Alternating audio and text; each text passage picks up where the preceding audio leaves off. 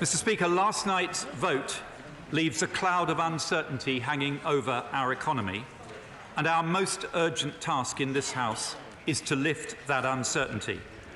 But the economy itself is remarkably robust.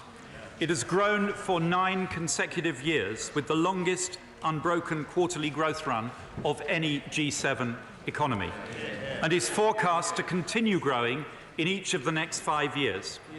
An economy that has created over 3.5 million net new jobs under Conservative-led government, that has almost halved Labour's shocking legacy of youth unemployment,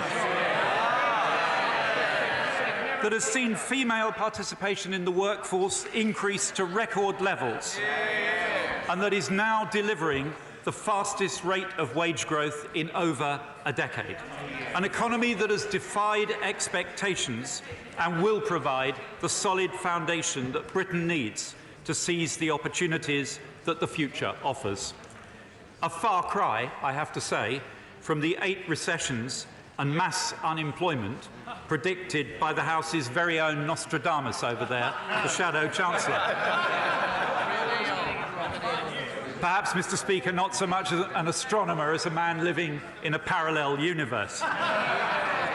And thanks to the difficult decisions that we've taken in the last 9 years and the hard work of the British people, I can also report today on public finances that continue to improve, so that provided we do reach a deal to leave the European Union with an orderly transition, and provided we avoid the disaster of a government led by the front bench opposite, this country, for the first time in a decade, will have genuine and sustainable choices about its future.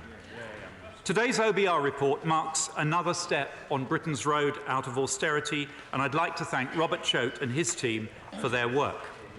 Despite the slowing world economy, the OBR expects Britain to continue to grow in every year of the forecast, at 1.2% this year, with both the IMF and the OECD forecasting the UK to grow faster than Germany.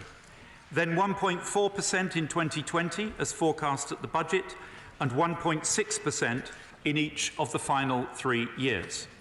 Cumulative growth over the 5 years now slightly higher than the budget forecast. Meanwhile, Britain's remarkable job story is set to continue.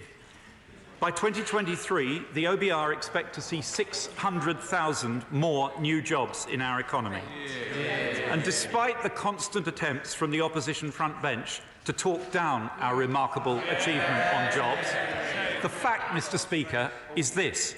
Last year, 96% of new jobs were full-time. And there's positive news on pay too, with the OBR revising up wage growth to 3% or higher in every year.